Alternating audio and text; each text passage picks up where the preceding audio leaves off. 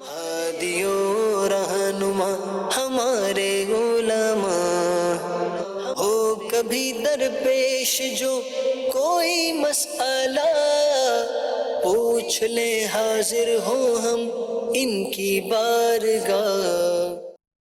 अल्हम्दुलिल्लाहि रब्बिल आलमीन वस्सलातु वस्सलामु अला सय्यिदिल मुरसलीन अम्मा बअदु फ़अऊज़ु बिल्लाहि मिनश शैतानिर रजीम बिस्मिल्लाहिर रहमानिर रहीम अस्सलातु वस्सलामु अलैका या रसूलल्लाह व अला आलिका व अस्हाबिका या हबीबल्लाह अस्सलातु वस्सलामु अलैका या नबीयल्लाह व अला आलिका व अस्हाबिका या नूरल्लाह। मदनी चैनल के नादरीन, प्रोग्राम दारुल इफ्ता अहले सुन्नत में आपको खुश आमदीद कहते हैं, मरहबा कहते हैं। अल्लाह पाक हम सब के इल्म में बरकतें अता फ़रमाए, इल्म नाफ़े की दौलत हम सबको अता फ़रमाए।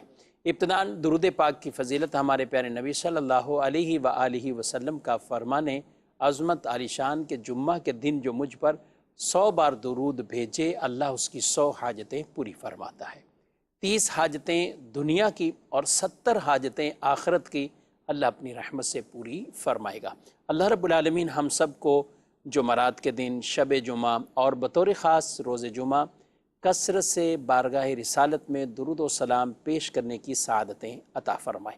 सल्लु अलल हबीब सल्लल्लाहु ताला अला मुहम्मद सल्लल्लाहु अलैहि व आलिहि वसल्लम सलातन व सलामन अलैका या सय्यदी या रसूल अल्लाह व अला आलिका व अस्हाबिका या सय्यदी या हबीब अल्लाह। आज के हमारे मेहमान और मुजीब मुफ्ती मोहम्मद जमील अत्तारी साहब हैं, आपको भी खुश आमदीद कहते हैं। जज़ाकुमुल्लाह। कैसे मिजाज गिरामी आपके? अल्हम्दुलिल्लाह अला कुल्ली हाल। मदनी चैनल के नादरीन, कुर्बानी के लिए भी लोग बाद औक़ात मंडी पहुंचते हैं तो वहां जाकर फ़ोन कर रहे होते हैं कि इस तरह का है जानवर ले लें, यूं है जानवर ले लें, और कई चीज़ें ऐसी होती हैं कि जो बाकायदा फ़िज़िकल देखने से ताल्लुक़ रखती हैं। तो बाद औक़ात तो तस्वीरें बनाकर या व्हाट्सअप कर रहे होते हैं, अच्छा घरों पर लेकर आ जाते हैं, फिर भी कुछ उनमें ज़ाहिर जमील साहब जब सब लोग आके देखते हैं तो वो कच्चे में इसका कान यूँ जा रहा है तो इसका सींग यूँ जा रहा है, तो फिर लोग वीडियो भेजते हैं। है तजर्बा आपका भी कोई इस तरह का? बिल्कुल इस तरह जैसे कान छोटे बड़े हो गए। अब एक है पैदाइशी तौर पर ही एक कान छोटा और एक बड़ा हो, बाज़ औक़ात कान में सुराख होता है या चीरा लगा हुआ होता है, यानी कान बाकायदा है तो सलामत लेकिन उसके अंदर कटिंग आ गई होती है। अच्छा, इसी तरह ऐसे भी होते हैं कि बाज़ औक़ात एक इस्लामी भाई बाकायदा वो जानवर लेकर भी आए थे दारुल इफ्ता के बाहर दिखाने के लिए कि आया इसकी कुर्बानी होगी या नहीं होगी। तो वो जानवर शफीक साहब ऐसा था कि उस जानवर की जो दुम थी वो आधी से ज़्यादा कट चुकी थी, आधी से ज़्यादा कट चुकी थी, और उसको किसी भी तरीके से गम, सिलोशन, एल्फी या किसी भी चीज़ से उन्होंने उसको इस तरह से जोड़ दिया था कि जानवर ख़रीदने वाले का उमूमी तौर पे जानवर के दांतों की तरफ ही ज़्यादा तवज्जो होती है कि वो जानवर के दांत देखते हैं कि 2 दांत का है या 4 दांत का है, कद काट देखा उसका और ये देखा कि इसके अंदर गोश्त कितना निकलेगा, फरबा जानवर है, ज़ाहिरी तौर पे ये खूबसूरत है, इसमें बज़ाहिर कोई ऐब ऐसा नहीं पाया जा रहा, चल फिर सही रहा है, ये देख लेते हैं। ये देख लिया, लेकिन दुम की तरफ तवज्जो नहीं गई। अब उस जानवर की आधी दुम बिल्कुल कट चुकी थी, कटी हुई दुम को बस जोड़ा हुआ था और उस हिस्से पे तकरीबन 5-6 इंच तक वो ऐसा सिलोशन लगाया हुआ था जिससे वो मतलब दुम जुड़ी हुई दिख रही थी। तो अब ऐसे जानवर की कुर्बानी तो नहीं होगी, यानी जब उसकी मिकदार से ज़्यादा कटी हुई। अब ये 1/3 से ज़्यादा उसकी मिकदार मतलब कटी हुई है, सिर्फ जोड़ा हुआ है। इस जोड़ने की वजह से वो एक जानवर की आदत होती है कि वो अपनी दुम के ज़रिए से अपने ऊपर बैठी हुई मक्खियों को या घुमाती रहती है। अब उसकी दुम घूम ही नहीं रही थी क्योंकि अब वो दुम का जो निचला हिस्सा आधा था वो बेजान था, है ही नहीं, वो है ही नहीं गोया। तो अब ऐसे जानवर की कुर्बानी नहीं होगी। यानी इस तरह के भी चीज़ों में धोखा किस तरह लोगों को बाज़ औक़ात। अच्छा, ये जानवर बाज़ औक़ात होते बहुत खूबसूरत या अच्छे मियारी जानवर होते हैं, और उस वक्त शायद जो ख़रीदने वाले हैं उनकी ज़्यादा तवज्जो का जो मरकज़ चीज़ें बन रही होती है ना, वो उसकी ज़ाहिरन खूबसूरती اور اسی طریقے سے اس کے یہی چیزیں اس کی زیادہ ہوتی ہیں، کلرز وغیرہ اس ہاں کا عام طور پہ، دیگر وہ اس طرح نہیں ہوتا۔ ایک جانور نے دکھا تو جو نکیل ڈالنے کے لیے باقاعدہ اس کو کیا نتھ بولتے ہیں کیا، کہ جس کی وجہ سے نکیل، ہاں نکیل ڈالنے کے لیے، تو اس کو پورا ہی اس نے مطلب وہ پھٹ گیا، اس کا منہ بھی پھٹ گیا اور پورا جانور، لیکن تھا اس قدر خوبصورت اور بڑا جانور تھا۔ تو اس طرح کی چیزیں بھی ہو جاتی ہیں، اچانک بھی بعض اوقات ایسے حادثات ہو جاتے ہیں۔ ظاہر جانور کو لانا ہے، یہاں بھی لانا ہے، تو اس کو آپ ٹرک میں بٹھاتے بھی ہیں اور لوڈ بھی کرتے ہیں، ڈاؤن لوڈ بھی کرنا ہے، تو اب مشکل اس میں ہوتی ہے۔ بعض اوقات نیچے اتارنے میں بھی جانوروں کی ٹانگیں توڑ کے بیٹھ جاتے ہیں، اس طرح کی کئی کم، تو ان چیزوں کا بہرحال خیال ضرور رکھنا چاہیے۔ ہر کام اپنے ماہر کے ساتھ ہی اچھا ہوتا ہے، یعنی جو جس کام کا ماہر ہے وہی کرتا ہے تو فابیہا، لیکن اگر اس کو تجربہ نہیں ہے، مہارت نہیں ہے، تو بعد دکھنے والے چھوٹے چھوٹے کام وہ بعض اوقات اتنے بڑے نقصان کا باعث بن جاتے ہیں کہ جس سے لوگوں کو درست طریقے سے اس کا اندازہ اسی وقت ہوتا ہے جب نقصان سامنے ہوتا ہے کہ یہ کام اس کا تھا ہی نہیں، جس نے اس کام کو سر انجام دیا اور اس کا نتیجہ پھر یہ نکلا۔ تو ہم یہ ضرور آپ سے کہیں گے، آپ اپنے جانوروں کی خریداری کے لیے جائیں تو بھی آپ کے ساتھ، چاہے بارگنگ کرنے کے لیے، بیپاری کے لیے، کوئی بھی آپ کے ساتھ ہوتا ہے بندہ، لیکن ایسا سمجھدار بھی ہونا چاہیے جس کو جانوروں کے عیوب، وہ عیوب جو قربانی کے لیے رکاوٹ بنے، جن کی وجہ سے قربانی نہیں ہو سکتی۔ ہر عیب ایسا نہیں ہوتا کہ قربانی نہ ہو، بعض عیب بہت کم ہوتے ہیں اور قلیل عیب کی وجہ سے اس میں اجازت دی ہوئی ہوتی ہے۔ اگرچہ بہتر یہی ہے، اولا یہی ہے کہ بلا کراہت قربانی ہونے کے لیے کہ آپ کا جانور پورا کا پورا وہ سلامت، صحیح سلامت ہو، کوئی چھوٹا بھی عیب نہ ہو، لیکن بعض عیوب ہوتے ہیں کہ جن میں گنجائش موجود ہوتی ہے، تو ہمیں اس طرح کے وہ علم بھی ہونا چاہیے۔ اور الحمدللہ دارالہدایت اہل سنت یہ ایک سلسلہ جو اس طرح کی اویئرنیس آپ کو دیتا رہتا ہے، جو بھی کرنٹ ایشوز ہوتے ہیں اور جو اسلامی مہینے چل رہے ہوتے ہیں اس پر ہم شرعی مسائل یہ بیان کرتے ہیں۔ اسی طرح مدنی مذاکرے کی صورت میں بھی مسائل، سوالات، جوابات ہوتے ہیں اور اس میں بھی یہ رہنمائی پیش کی جاتی ہے۔ مجھے بڑی حیرانگی ہو رہی کہ آپ نے کہا کہ دارالافتاء میں وہ آئے مسئلہ پوچھنے، جانوروں کو ساتھ لے کر آئے، تو پھر آپ دارالفتاء سے باہر آئے، ظاہر ہے چونکہ وہ دارالفتاء ہمارا جس انداز پہ نا، وہ سروس روڈ یعنی پر، باہر تشریف لائے آپ کمرے سے۔ اہل سنت فیض مدینہ کریلا اسٹاپ مسجد کے ساتھ ہی مدرسے کے ساتھ ملحق ہیں، تو وہاں ہمارا ایک کافی چوڑا روڈ ہے، تو وہ جانور کو باقاعدہ وہ لے کر بھی آئے، انہوں نے جانور دکھایا۔ تو اصل یہ ہے کہ رات کے وقت یا تو جانور کی خریداری ہو تو اس طرح کی عام طور پہ زیادہ توجہ جانور کے چہرے کی طرف، اس کے قد کاٹ کی طرف، اس کے پاؤں کی طرف، کھر کی طرف ہوتی ہے، دم کی طرف توجہ نہیں ہوتی۔ لیکن ایک جانور کی خریداری جب بھی کی جائے گی تو اس میں اس کے کھروں کو بھی دیکھیں، اس کے گھٹنوں کو بھی دیکھیں، تو اس کی چہرے کو، اس کی آنکھوں کو، تاکہ جانور میں بعض عیب ایسے ہیں کہ جن کی وجہ سے قربانی نہیں ہوتی۔ اسی دم کو لے لیں تو اگر دم کسی جانور کی 1/3 تک کٹی ہو تو، یا اس سے کم کٹی ہے تو قربانی ہو جائے گی، لیکن اگر 1/3 سے زیادہ، آدھی اتنی اگر اس کی دم کٹی ہو تو اس کی قربانی نہیں ہوگی۔ اسی طرح کان بعضوں کا جانوروں کے کٹ جاتے ہیں، تو ایک کان اس کا باقاعدہ مکمل ہے اور دوسرا کان کچھ کٹا ہوا ہے، اب دونوں کانوں کی ایک پیمائش کر لی جائے۔ مثلاً جو کان بالکل ثابت ہے اس کی پیمائش آ رہی ہے 12 انچ، اب دوسرا جو کان ہے کٹا ہوا ہے، اب وہ 2 انچ کٹا ہوا ہے۔ 2 انچ کٹنے کا مطلب یہ ہے کہ یہ 1/3 سے کم ہے، یعنی 4 انچ سے کم ہے، 4 انچ سے کم ہے۔ بالفرض اگر 4 انچ بھی کٹا ہو، 12 انچ میں 4 انچ، یہ 1/3 ہوگا، 1/3 بھی جس کو کہتے ہیں، تو اگر 1/3 کان کٹا ہوا ہے یا اس سے کم کٹا ہوا ہے تو قربانی ہو جائے گی، ٹھیک ہے۔ لیکن اگر اس جانور کا کان 5 انچ کٹا ہے جبکہ دوسرا کان 12 انچ کا ہے، تو اب یہ جو 5 انچ کی جو کمی ہے، اب یہ کیسے پتہ چلے گا؟ ایک 12 انچ کا ہے اور دوسرا 7 انچ کا ہے، تو اس کا مطلب یہ ہوا کہ دوسرا کان 5 انچ کا تو ضائع ہو چکا ہے، کٹ چکا ہے، تو اب یہ قربانی کے لائق نہیں ہے۔ اچھا، یہ جو جانور جن کی ہم بات کر رہے ہیں کہ دم آدھی کٹ گئی یا کان جو ہے وہ 1/3 سے زیادہ کٹ گیا، ایک یا دونوں، تو ایسے جانور قربانی کے لائق نہیں ہیں، لیکن یہ ہیں حلال، ایسے ظاہر ہے ہم جانور قربانی حلال ہیں۔ تو یہاں جو بھی مسائل بیان کیے جا رہے ہیں ان کا تعلق قربانی ہونے نہ ہونے کے نہ ہونے کے اعتبار سے، ورنہ تو باقی ذبح جو ہوتے ہیں شادیوں میں، ولیموں میں، جہاں پہ بھی آپ کرتے ہیں، الا یہ کہ عقیقہ اگرچہ ہمارے ہاں یعنی دعوت ہے کہ عقیقے کی دعوت ہے، لیکن عقیقے میں بھی یہی سارے مسائل ہیں، یعنی جس جانور سے آپ اپنے بچوں کا عقیقہ ادا کریں گے تو ان میں بھی یہ ساری چیزیں دیکھنی ہوگی جو ہم قربانی کے اندر یہ مسائل بیان کرتے ہیں۔ اچھا، آپ نے کہا کہ یہ 4 انچ سے کم کٹا ہوا یا 4 انچ جتنا ہے تو اس میں یہ گنجائش 12 انچ 12 انچ کہاں اگر پورا ہو تو، ورنہ مطلقاً 4 انچ نہیں ہے۔ یوں کیا 2 انچ یہ کٹاؤ 2 انچ وہ کٹاؤ؟ اس طرح تو ہو جائے گی قربانی۔ ظاہر ہے وہ اس طرح تو نہیں ہے۔ اچھا، دوسری ایک اور بات ہے کہ یہ چھوٹا بڑا ہونا، کئی ناظرین بھی سوچ رہے ہو اس میں، بعض اوقات ایک جانور ہے جس کے پیدائشی طور پر کان چھوٹے بڑے ہیں، یا ایک چھوٹا ایک بڑا، یا دونوں ہی اس کے کان بہت ہی چھوٹے ہیں، تو ان میں بھی کوئی پیمائش ہے؟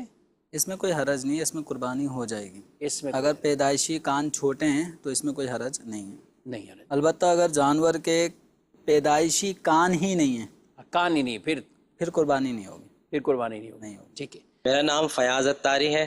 مفتی صاحب کی بارگاہ میں میرا سوال ہے کہ دیکھنے میں آیا ہے کہ پرائیویٹ حج میں جب جو حج کمپنی ہوتی ہے ان کا کوٹا پورا نہیں ہوتا، حاجیوں کی تعداد ان کے کوٹے کے حساب سے پوری نہیں ہوتی، تو پھر ایسی صورت میں وہ جو کمپنی ہے حج پہ لے جانے والی، وہ حاجیوں کو جو ہے ڈسکاؤنٹ میں حج پہ لے کے جاتی ہے، تو ایسی صورت میں کیا حکم ہوگا؟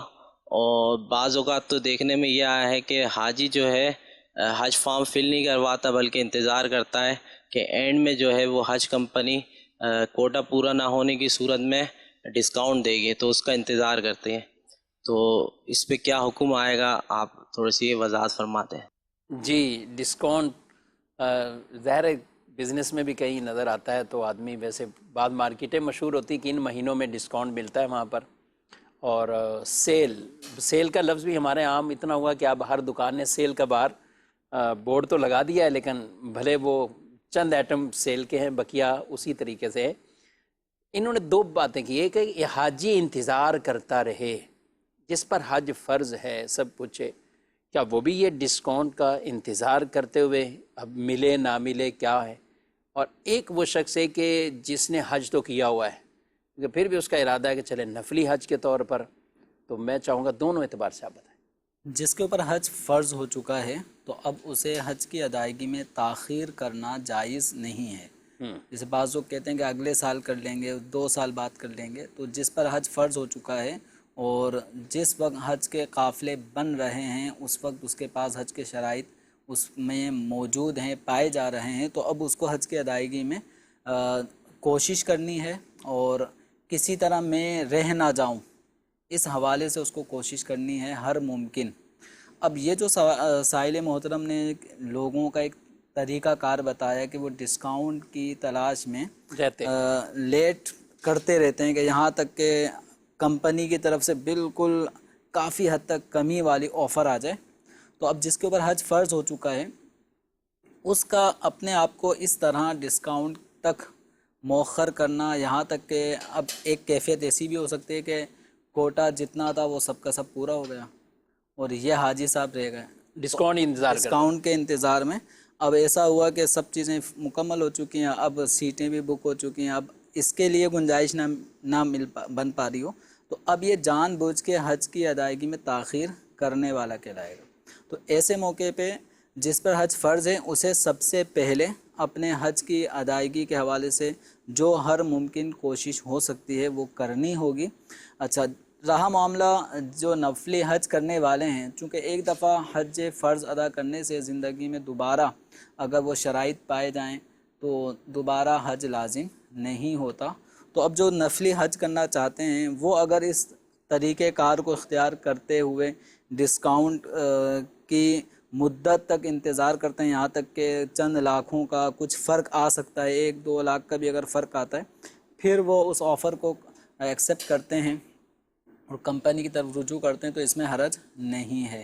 اور رہا معاملہ ہے کہ ڈسکاؤنٹ کی طرف جانا حج کے معاملے میں، یا کسی بھی چیز کے معاملے میں وہ شرعاً جائز ہے کہ ایک چیز آپ کو اتنے لاکھ روپے کی پڑتی ہے اور آپ ڈسکاؤنٹ اگر کوئی دوسری کمپنی دیتی ہے تو آپ دوسری کمپنی کی طرف چلے جائیں اور پہلی کمپنی کے مقابلے میں کچھ انہیں فائدہ ہو جاتا ہے تو شرعاً اس میں کوئی حرج نہیں ہے. لیکن جن پر حج فرض ہے انہیں ڈسکاؤنٹ کے انتظار میں اپنے آپ کو اتنا مطلب ڈسکاؤنٹ کی حرص اتنی زیادہ غالب نہ ہو جائے کہ ڈسکاؤنٹ کا موقع ہی نہ ملے اور حجاج کرام ان کے شہروں سے علاقوں سے ملک سے وہ حج کے لیے روانہ ہو جائیں اور یہ سب کو دیکھتے رہ جائیں.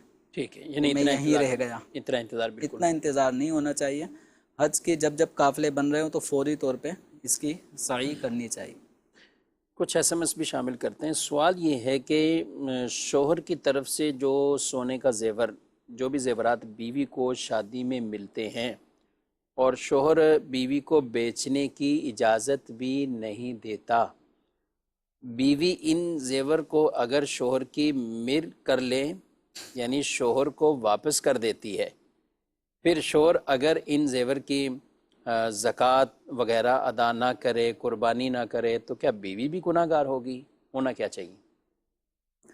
جو بھی مالک ہے زیور کا تو اب وہ یہ دیکھے کہ ان زیورات کی وجہ سے وہ صاحب نصاب ہو گیا ہے یا نہیں. اگر صاحب نصاب ہو گیا زکوٰۃ کے اعتبار سے تو زکوٰۃ بھی اس کو دینی ہوگی، قربانی کے اعتبار سے صاحب نصاب ہو رہا ہے تو اب قربانی بھی ادا کرنی ہوگی. تو اب اگر شوہر بیچنے کی اجازت نہیں دیتے اور ہے وہ مال عورت کی ملک، تو اب یہ مرد اور عورت کے آپس کے ایک تعلق کو بہتر بنانے کے حوالے سے جو صورت بہتر ہو، مثلا اگر شوہر نے منع کیا کہ یہ زیور نہیں بیچنا تو عورت کے لیے بیچنا واجب بھی نہیں ہے.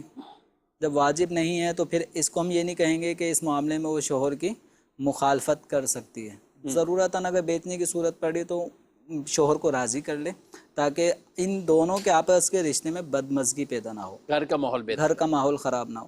اچھا، اب رہا معاملہ یہ کہ عورت اپنی خوشی سے اپنا وہ زیور جو شوہر نے اسے گفٹ کیا تھا اور یہ قبضہ کر کے مالک بھی ہو چکی تھی، اب یہ اپنی خوشی سے اپنے شوہر کو گفٹ کر دیتی ہے، مالک بنا دیتی ہے، قبضے میں دے دیتی ہے، تو اب شوہر اس کا مالک ہے. جب شوہر مالک ہے اور اس پر، اس مال پر، اس زیور پر قربانی کے یا زکوٰۃ کے یا صدقہ فطر کے اگر وہ شرائط پائے جاتے ہیں تو اب شوہر پر ان چیزوں کی ادائیگی لازم ہوگی. اگر حج لازم ہونے کے حوالے سے بھی یہ زیور کچھ تعاون کر رہے ہیں اور حج کا بھی آنا جانا استطاعت پائی جاتی تو حج بھی شوہر کے اوپر بھی لازم ہو جائے گا. اب اگر شوہر حج پہ نہ جائے، قربانی نہ کرے، زکوٰۃ نہ دے، تو اس میں عورت کوئی جواب دہ نہیں ہے، عورت کا مواخذہ نہیں ہے. البتہ جس طرح امر بالمعروف و نہی عن المنکر مرد کی ذمہ داری ہے کہ وہ عورت کے اصلاح کا سامان کرتا رہے، برائی سے بچائے، نیکی کا حکم دے، تو اگر شوہر کے اندر کسی معاملے میں کوئی کمزوری پائی جا رہی ہے کہ وہ کوئی فرض چھوڑ رہا ہے، کوئی واجب ترک کر رہا ہے یا کسی گناہ کا ارتکاب کر رہا ہے، تو عورت کو چاہیے اپنے شوہر کی احسن طریقے سے اصلاح کرے. جبکہ شوہر کے اگر اس کی اصلاح کرنے سے شوہر مان لیتا ہے تو اب اصلاح کرنا واجب بھی ہو جائے گا. اور اگر ایسا ہے کہ نہیں مانے گا بلکہ ان دونوں کا آپس کا ماحول اگر خراب ہو رہا ہے تو پھر یہ اپنے شوہر کی موقع محل دیکھتے ہوئے اصلاح کر سکتی ہے، اس کو یاد دہانی کراتی رہے. لیکن اس معاملے میں اس چیز کو بھی مد نظر رکھے کہ کسی کو نیکی کی دعوت دینا یا برائی سے منع کرنا کب واجب ہے اور کب واجب نہیں ہے. ٹھیک ہے، بہت اچھی آپ نے توجہ دلائی. لیکن ان کے جو سوال میں جیسے لگ رہا ہے کہ ملکیت بیچنے کی اجازت بھی نہیں ہے، تو اس کا مطلب شاید میں مالک ہی نہیں ہوں. یہ جو بہن پوچھ رہی ہے کہ بیچنے کی اجازت نہیں ہے تو میں مالک بھی نہیں ہوں، اور قربانی اور زکوٰۃ بھی. بیچنے کا ایک عذر یہ بھی ہوتا ہے نا بعض اوقات کہ پیسے اگر نہیں ہیں، ہم ہی یہ جواب دیتے ہیں کہ اگر کیش نہیں ہے تو کچھ چیز اپنی بیچ کر زکوٰۃ ادا کرے یا قربانی ادا کرے یا پھر کسی سے قرضہ لے. تو یہ اس لیے بیچ میں یہ پوائنٹ اگر آ رہا ہو تو اگر عورت کے اوپر قربانی واجب ہو رہی ہے اور عورت پر جب قربانی واجب ہوگی تو اس قربانی کی ادائیگی شوہر پر لازم نہیں ہے کہ وہ قربانی کے معاملے میں عورت کے ساتھ تعاون کریں، یہ شوہر پہ واجب نہیں ہے. اب عورت ہی اپنے اس واجب کی ادائیگی کے لیے جب رقم نہ ہونے کی صورت میں کچھ زیور، انگوٹھی، کچھ بالیاں وغیرہ اگر فروخت کر کے قربانی کا مسئلہ حل کر لے یا زکوٰۃ کی ادائیگی کرے تو اس میں پھر عورت اب دیکھ لے کہ قرض لے کر بھی اگر یہ سارے کام ہو سکتے ہیں تو پھر نہ بیچے، جبکہ شوہر نے منع کیا ہو، اور اگر قرض بھی نہیں ملتا تو اب یہ اپنے فرض یا واجب کی ادائیگی کے لیے اپنے ضروری کچھ اموال کو، زیور کو فروخت کر سکتی ہے، تاکہ اپنے اس فرض یا واجب کی ادائیگی میں یہ تاخیر کی وجہ سے گناہ گار نہ ہو۔ اور شوہر کی ملکیت کر دیا تو پھر تو اور اپنا اگر شوہر کی ملکیت کر دیا ہے تو اب یہ بری ذمہ ہے، یہ بری ذمہ ہے، اب اس کے معاملات شوہر کے ذمہ ہیں۔ ٹھیک ہے، اس کی وجہ سے اس کا یہ پہننا یہ کوئی ناجائز نہیں ہوگا۔ نہیں، اب یہ اگر شوہر نے زیور اسی کے پاس رکھوائے ہیں اور موقع محل کے حساب سے عورت وہ زیور استعمال کرتی ہے اور شوہر اس کی زکوٰۃ نہیں دیتا، جبکہ شوہر مالک ان زیورات کا، تو عورت کا زیور پہننا گناہ نہیں ہوگا۔ جی مزید سوال؟ سے میرا یہ سوال ہے کہ نبی پاک صلی اللہ علیہ وآلہ وسلم کون سے جانور کی قربانی فرمایا کرتے تھے؟ جی مزید؟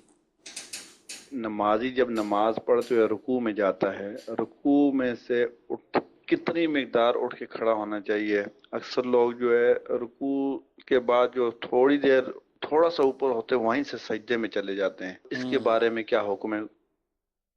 جی، کون سے جانور حضور صلی اللہ علیہ وسلم قربانی میں فرمایا کرتے؟ نبی پاک صلی اللہ تعالیٰ علیہ وآلہ وسلم نے جو قربانی کے لیے جانور کا انتخاب فرمایا تو وہ مینڈھا، جو ہمارے یہاں پہ دمبے کی کیٹاگری کا ہی ایک جانور ہے، جس کی چکی نہیں ہوتی، چھوٹی سی دم ہوتی ہے بکری کی طرح، تو وہ مینڈھا کہلاتا ہے۔ تو نبی کریم صلی اللہ تعالیٰ علیہ وسلم نے جو قربانی کے لیے جانوروں کا جو انتخاب فرمایا تو وہ ایسے جانور تھے جن کو ہم مینڈھا کہتے ہیں۔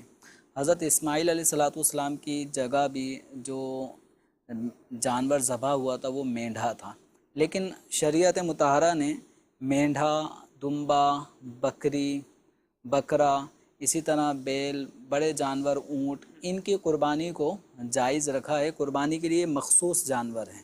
تو نبی پاک صلی اللہ تعالیٰ علیہ وآلہ وسلم نے جس جانور کا انتخاب کیا تھا تو وہ مینڈھا تھا، لیکن مینڈھے کے علاوہ صحابہ اکرام علیہم رضوان دیگر جانوروں کو بھی راہ خدا میں قربانی کے طور پہ ذبح کرتے آئے ہیں۔ رکوع میں کتنا کھڑا ہونا ہے؟ بعض لوگ فوراً چلے جاتے ہیں اور ڈائریکٹ کھڑے نہیں ہوتے پورے۔ رکوع کرنے کے بعد جو ہم کھڑے ہوتے ہیں اس کا نام ہے قومہ۔ یہ قومہ یہ قوف کے ساتھ ہے۔ ایک وہ قومہ ہوتا ہے جو ایک صدمے میں آدمی آ جاتا ہے اور بالکل سختہ طاری ہو جاتا ہے، ایک غشی والی کیفیت ہوتی ہے، وہ کاف، ڈنڈی والے کاف سے ہوتا ہے۔ یہ ہے قوف کے ساتھ جیسے قیام ہوتا ہے، ایسے قومہ کا معنی ہوتا ہے تھوڑی دیر کے لیے کھڑا ہونا۔ اب یہ تھوڑی دیر اتنا کھڑا ہونا کہ جس میں آدمی کے اعضاء، ہاتھ، پاؤں اپنے حالت اعتدال پر آ جائیں۔ تو یہ کم از کم جیسے رکوع سے جب اٹھنے کے بعد اتنا کھڑا ہونا کہ جتنے میں ایک مرتبہ سبحان اللہ کہا جا سکے، اتنا قیام کھڑا ہونا یہ واجب ہے۔ قومے کے واجب کے لیے اتنا ضروری ہے، اور اس کی پھر دعائیں بھی ہیں، جیسے سمیع اللہ لمن حمیدہ کہتے ہیں، اس کے بعد ربنا لک الحمد آدمی کہے گا، اللہم ربنا ولک الحمد کہے، ایسی اللہم ربنا ولک الحمد حمدن کثیرا طیبا مبارکا فیہ کہے۔ اس دعا کی برکت یہ ہے کہ پچھلے گناہوں کی بخشش کی اس پہ بشارت ہے کہ اگر کوئی قومے کی حالت میں یہ دعا پڑھتا ہے تو اس کے سابقہ گناہوں کی بخشش ہوتی ہے۔ تو نماز اطمینان سے پڑھی جانے والی ایک عمل ہے، اس میں جلد بازی کرنا، جیسے کہ سائل محترم نے فرمایا کہ ابھی وہ رکوع سے صحیح طرح کھڑے نہیں ہوتے، بلکہ رکوع سے سر صحیح طرح اٹھتا بھی نہیں ہے اور ڈائریکٹ وہ سجدے میں چلے جاتے ہیں، تو ان کا قومہ چھٹ جاتا ہے۔ ایک بار نبی پاک صلی اللہ تعالیٰ علیہ وآلہ وسلم نے ایک شخص کو نماز پڑھتے ہوئے دیکھا۔ جب وہ نماز پڑھ کے بارگاہ رسالت میں حاضر ہوئے تو آپ صلی اللہ علیہ وسلم نے فرمایا قم فصلی فإنک لم تصلی، کھڑے ہو جاؤ، نماز دوبارہ پڑھو، آپ نے جو نماز پڑھی وہ نہیں ہوئی۔ تو وہ دوبارہ پڑھ کر آئے، پھر آپ صلی اللہ علیہ وسلم نے یہی فرمایا قم فصلی فإنک لم تصلی، کھڑے ہو جاؤ، دوبارہ نماز پڑھو، آپ نے جو نماز پڑھی وہ درست نہیں پڑھی۔ تو یہی عمل پھر انہوں نے دوبارہ نماز پڑھی، پھر یہی غلطی ہوئی، تو نبی پاک صلی اللہ تعالیٰ علیہ وسلم کی بارگاہ میں پھر انہوں نے عرض کیا کہ جیسی نماز مجھے گویا آتی تھی میں ویسے ہی پڑھتا رہا ہوں، تو جو غلطی میری نماز میں ہو رہی ہے وہ کیا ہے؟ مجھے درست طریقہ ارشاد فرمائیے۔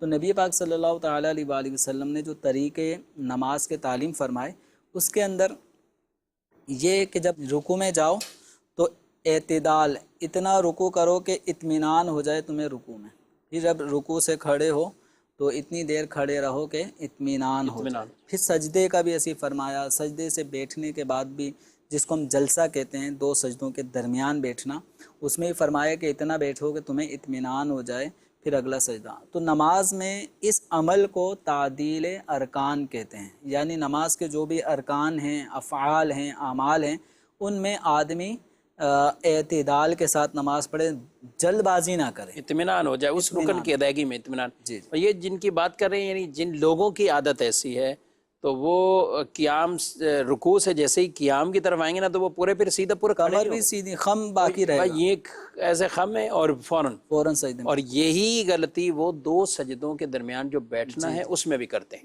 اور اس میں بھی یہ ہے کہ بس اٹھے اور جیسے ہی اٹھے پھر فوراً مطلب آدھا ہی سر اٹھا، بیٹھے بھی نہیں، جی ہاں، آدھے رستے میں واپسی دوسرے پھر واپسی اسی طرح تھوڑا سا بس اٹھایا اپنے آپ کو۔ تو ایسا نہیں ہونا چاہیے، واجب چھوٹ ہو سکتا ہے یہ خواتین کے اندر بھی اس طرح کی غلطیاں ہوں، تو خواتین کو بھی اسی طرح یہ تعدیل ارکان، یہ جو چیزیں ہیں ان میں خیال رکھنا ہے۔ بالکل، یہ مسئلہ مرد عورت دونوں کے لیے کامن ہے، کسی ایک کے لیے خاص نہیں ہے۔ خواتین کو بھی رکوع سجود میں تعدیل ارکان کرنا واجب ہے۔ اچھا، رکوع میں خواتین کے لیے مردوں کی طرح مکمل جھکنا کہ کمر بھی سیدھی ہو جائے یہ ضروری نہیں ہے۔ ان کے لیے مسنون طریقہ یہ ہے کہ رکوع میں اتنا جھکیں گی کہ ان کے جو ہاتھ ہیں یہ گھٹنوں پر مس ہو جائیں۔ اب یہ جو خواتین ہیں اس عمل میں ذرا غور کریں کہ یہ جو رکوع کے لیے جھکتی ہیں، کہیں اس میں ہاتھ گھٹنوں تک پہنچ پاتے ہیں یا تھوڑا سا ہی جھکی ہیں، پورا وہ مکمل جھکی یا نہیں۔ یعنی رکوع کی تعریف ہی وہی، رکوع کی یہ تعریف ہے، مردوں کی طرح اسی طرح پورے اپنے ہاتھ سیدھے رکھ کر وہ کرنے کا حکم کمر نہیں ہے، سیدھا رکھنا، عورتوں کے لیے یہ حکم نہیں، لیکن اتنا تو ہے جھکنا کہ ہاتھ گھٹنوں تک لگ جائیں، اتنا ضروری ہے خواتین کے لیے۔ ٹھیک۔ امیر اہل سنت دامت برکاتہ عالیہ کی بہت ہی پیاری تصنیف، پیاری کتاب نماز کے احکام، حنفی نماز کا جو طریقہ ہے اس کے جو احکامات ہیں وہ اس کتاب کے اندر آپ ملاحظہ فرمائیں کہ اپنے بچوں کو بھی جو بھی اس عمر تک بلوغت کی عمر کے قریب آ رہے ہیں، جیسے ہمیں نماز کی انہیں تلقین کرنی ہے، نماز کا کہنا ہے، تو ساتھ ساتھ نماز کے جو شرعی مسائل ہیں ان کے حوالے سے بھی ان کو ہمیں اسی طرح یہ سمجھانا ہوگا۔ الحمدللہ دعوت اسلامی کے تحت مختلف فیضان آن لائن اکیڈمی، اس کے تحت کورسز اس طرح کے ہوتے ہیں کہ جس میں آپ چند ہی دنوں میں کوئی بھی کتاب پڑھنا چاہیں یا نماز کورس کرنا چاہیں، تو اس میں آپ قربانی کے کورس وغیرہ اس طرح کی جو بھی چیزیں آپ کرنا چاہیں تو یہ کورسز انشاءاللہ آپ کو ضرور میسر آئیں گے۔ مقصد یہی ہے کہ دین کے احکامات ہمیں سیکھنے ہیں اور اس طرف ہمیں خود کو آگے بڑھانا ہے۔ کچھ ایس ایم ایس ہیں اور بھی شامل کرتے ہیں جمیل صاحب۔ سوال اس میں انہوں نے یہ پوچھا ہے کہ نبی کریم صلی اللہ تعالیٰ علیہ وآلہ وسلم نے جو جانور خود بھی ذبح فرمایا کرتے تھے، کیا کرتے تھے؟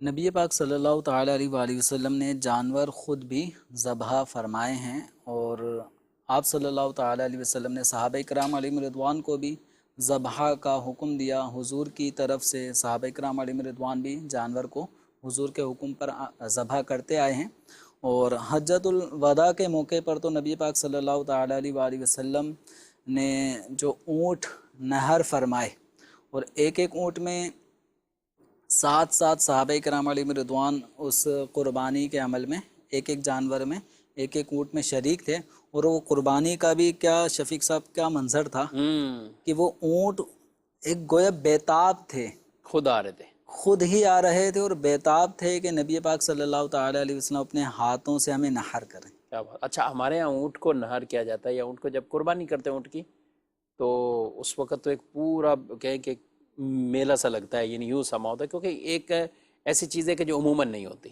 ہر جگہ نہیں ہوتی۔ پورے علاقے ہم دیکھیں تو علاقے میں کوئی ایک آدھ جگہ پر، اور بلکہ لوگ پہنچ رہے ہوتے ہیں، اس لیے اونٹ نہر کرنے والے انتخاب بھی تیسرے دن کا کرتے ہیں کہ لوگ اپنی قربانیوں سے آج فارغ ہوں گے اور آج ہمارے یہاں خوب اس طرح کی رنگ رونق لگے گی، اور اس طرح کے وہ اب اونٹ کو اہتمام سے کتنا باندھنا، سب کچھ کرنا، نہر کرنے کے لیے ماہر کا تعین کرنا، لوگ دور دور کھڑے ہوتے ہیں، یہ سب کے اور وہاں کیا منظر ہوگا کہ صحابہ کرام علیہ رضوان بھی سوچتے ہوں گے کہ اونٹ کو ابھی باندھا نہیں ہے، کچھ وہ نہیں کیا، یہ خود ہی بڑھتے ہوئے آگے آ رہے ہیں، کیا کہیں؟ کیا شان تھی کہ وہ اونٹ خود ہی حضور صلی اللہ تعالی علیہ وسلم کے قریب آتے اور بیتاب ہوتے کہ پہلے مجھے نہر کیا جائے.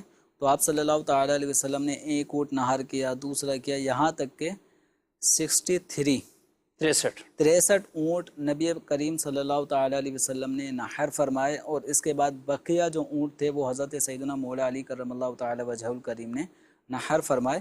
اور یہ 63 اونٹ پر ہی حضور صلی اللہ علیہ وسلم کا اکتفا کرنا، یہ علماء اس طرف بھی اشارہ کرتے ہیں کہ یہ آپ صلی اللہ تعالی علیہ وسلم کا اپنی اس دنیا میں ظاہری عمر کے اختتام کی طرف بھی اشارہ تھا. اشارہ، اور اپنی پچھلی تمام عمر کی ہر سال کا ایک ایک اونٹ گویا کہ ایک نہر. ایک اونٹ بھی نہر ہو گیا. سبحان اللہ. جی مزید سوال.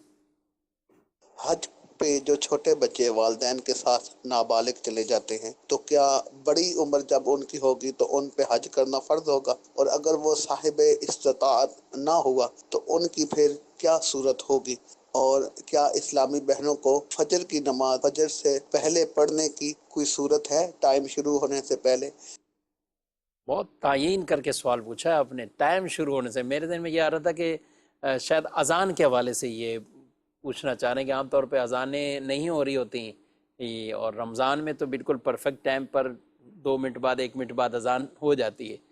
تو اس میں آخر کا اعتبار کیا ہوتا ہے کہ سورج کب نکلنا ہے اس سے آدھے گھنٹے پہلے یا 40 منٹ پہلے کہنے کہ اذان ہوتی ہے، پھر جماعت ہوتی ہے. تو یوں کر کے کیا کہیں گے اس مسئلے پہ؟ پہلے آپ کچھ روشنی ڈالیں.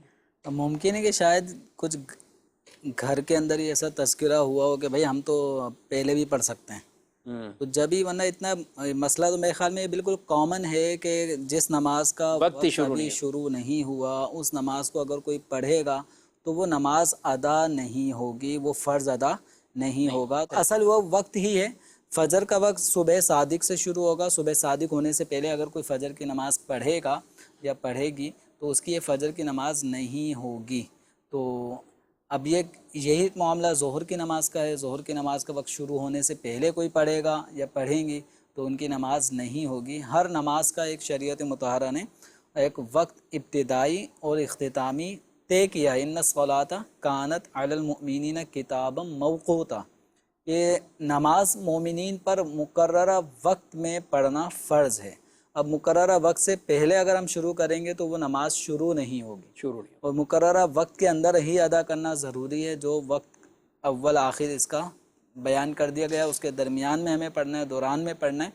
وقت ختم ہونے کے بعد اگر پڑھتے ہیں تو پھر اس صورت میں نماز قضا کرنا کہلائے گی، اور جان بوجھ کر نماز کو قضا کرنا یہ ایک گناہ کا کام ہے. حجاج کرام کو بطور خاص بھی ان چیزوں کا خیال رکھنا ہے. ظاہر سفر میں جاتے ہیں تو کبھی کئی جگہ راستے میں نماز ان کو پڑھنی پڑے گی، کبھی بس رکے گی تو وہ نماز پڑھیں گے. تو اب ہر جگہ اذان کی آواز ہو یہ ضروری نہیں. اپلیکیشن جو اوقات صلاۃ کی دعوت اسلامی کی اپلیکیشن ہے پریئر ٹائم، اس کو آپ ضرور ڈاؤن لوڈ کریں یا وہ کارڈ پورا ایک لے لیں. تو ان کے مطابق آپ نے فجر بھی اسی طرح ان اوقات کار کا خیال رکھنا ہے، ظہر بھی، اور عصر کی نماز بھی. جی ہاں، عصر کی نماز بھی حنفی ٹائم، اور اسی طرح مغرب، عشاء. تو یہ آپ کو جگہ جگہ اس میں نماز پڑھنے کے حوالے سے بہت مدد ملے گی. حج کے دنوں میں بھی، ایام حج میں بھی لوگ بعض اوقات یہ غلطی کر لیتے ہیں، کیونکہ اتنے بڑے یہ مینا کے یا مزدلفہ کے جو خیمے ہیں یا مزدلفہ میں جو رات رکنی ہے تو وہاں کوئی باقاعدہ اذان کی آواز اس طرح تو نہیں آئے گی کہ جتنے بڑے پیمانے پر ہے. لوگ خود ہی اذانیں دینا شروع ہوتے ہیں. آپ نے بھی جمیل صاحب، یعنی مزدلفہ میں جو فجر کی نماز ہوتی ہے نا، یہ بڑا اس کا خطرہ رہتا ہے کہ اس میں لوگ فوراً کہتے ہیں کہ بھائی نماز پڑھ کے اب ہم یہاں سے نکلیں اور اس طرف. اس کے اندر وقت کا بھی لحاظ رکھنا ضروری ہے کہ وقت فجر کا شروع ہوا ہے یا نہیں. ہاں، وقت شروع ہونے کے لیے بھی. اور دوسرا یہ شفیق صاحب ایک سمت قبلہ. جی، اب یہ سمت قبلہ اس کے اندر کمپاس جو ہے اس کا بھی ہونا ضروری ہے، کیونکہ وہاں پورا میدان ہے نا. اس میدان میں اس طرح مساجد ہر جگہ بنی ہوئی نہیں ہوتی جس سے سمت قبلہ کا تعین ہو سکے. تو اس لیے اپنے موبائل کے اندر دعوت اسلامی کے پریئر ٹائم اپلیکیشن کو اگر ہم انسٹال کر لیں گے تو اس کا فائدہ یہ ہوگا کہ ہمیں نمازوں کے اوقات کا بھی، کہ فجر، ظہر، عصر، پانچوں نمازوں کا بھی ہمیں وقت کا علم ہوتا رہے گا، اور ساتھ ہی ساتھ ہمیں سمت قبلہ کا بھی تعین ہو جائے گا۔ اچھا، مینا کے اندر بھی جو خیمے ہوتے ہیں تو وہ خیمے دور دراز تک پھیلے ہوئے ہیں، تو ان کے اندر بھی وہ سمت قبلہ کی پہچان رکھنا یہ وہاں پر بھی ضروری ہوگا۔ وہاں پر بھی ضروری ہے، اور نماز پڑھنے کے اعتبار سے فائدہ ہوگا۔ ویسے بھی آپ نے سونا ہے، آرام کرنا ہے، لیٹنا ہے، تو وہاں رش چونکہ اس قدر ہوتا ہے تو بعض اوقات آدمی ان چیزوں کا بھی خیال نہیں کرتا کہ پاؤں کس طرف میرے ہو رہے ہیں۔ تو یہ تو ہم اب تو وہاں بالکل کعبے کے قرب میں، گویا کہ مکہ مکرمہ میں اور مینا میں اور مزدلفہ یا عرفات میں آپ، تو وہاں اس طرح کی بے ادبی کس طرح ہو، جبکہ ہم تو اس وقت ہزاروں میل دور ہیں، اور ہماری شریعت مطہرہ نے ہمیں تعلیم ہی یہی فرمائی ہے۔ ہم بھلے جتنا بھی دور چلے جائیں، لیکن مسلمان تو گویا کہ کعبے کی عظمت، کعبے کی محبت اور آداب احترام کو ہر وقت یاد رکھتا ہے، اور یاد رکھنا چاہیے، اسے اپنے بچوں کو بھی سکھانا چاہیے، ان کو لٹاتے ہوئے، سلاتے ہوئے، کہ ان کے پاؤں اس طرف نہ ہوں۔ اسی طریقے سے بطور خاص گھر بناتے ہیں، گھر میں WC ہے، کموڈ ہے، تو اس کا بھی پہلے سے تعین، کیونکہ اس طرف چہرہ کرنا یا پشت کرنا خاص حاجت کے وقت تو یہ بالکل جائز نہیں ہے۔ تو پورے حدیث پاک میں واضح طور پہ اس کو ممانعت اس کی فرمائی ہوئی ہے۔ تو ان چیزوں کا بہرحال خیال رکھنا وہ بہت اہم ضروری ہے۔ ہمارا پروگرام اب بالکل اپنے اختتام کی طرف ہے۔ ایک سوال تھا مختصراً میں چاہوں گا، نابالغ نے حج کر لیا، بعد میں بالغ ہوا، اب استطاعت آ گئی، نابالغ کا کیا ہوا؟ حج فرضیت ختم ہوگی؟ نابالغ کے اوپر زمانہ نابالغی کے اندر حج فرض نہیں ہوتا، لہذا جو اس نے زمانہ نابالغی میں حج کیا بھی ہے تو وہ نفلی حج کہلائے گا، اور اس کے نامہ اعمال میں وہ ثواب کے طور پہ لکھا جائے گا۔ لیکن جب بالغ ہونے کے بعد اپنے حج کے شرائط پائے جائیں گے تو اس صورت میں اس بالغ ہونے کے بعد اس پر حج فرض ہوگا۔ زمانہ نابالغی میں کیا ہوا وہ حج نفل تھا جو فرض کی ادائیگی کے لیے کفایت نہیں کرتا۔ ہمارے پروگرام کا وقت اپنے اختتام کو پہنچا ہے۔ آئندہ انشاءاللہ ایک نئے موضوع کے ساتھ دوبارہ پروگرام دارالتعلیم سنت لے کر حاضر ہوں گے۔ آپ سے اجازت چاہتے ہیں، مدنی چینل دیکھتے رہیں، مدنی چینل کا پیغام عام کرتے رہیں۔ اللہ پاک ہم سب کو عمل کی توفیق دے، آمین، بجاہ النبی الامین صلی اللہ علیہ وآلہ وسلم۔ ہادی و رہنما ہمارے علماء، ہو کبھی درپیش جو کوئی مسئلہ، پوچھ لیں حاضر ہوں ہم ان کی بارگاہ۔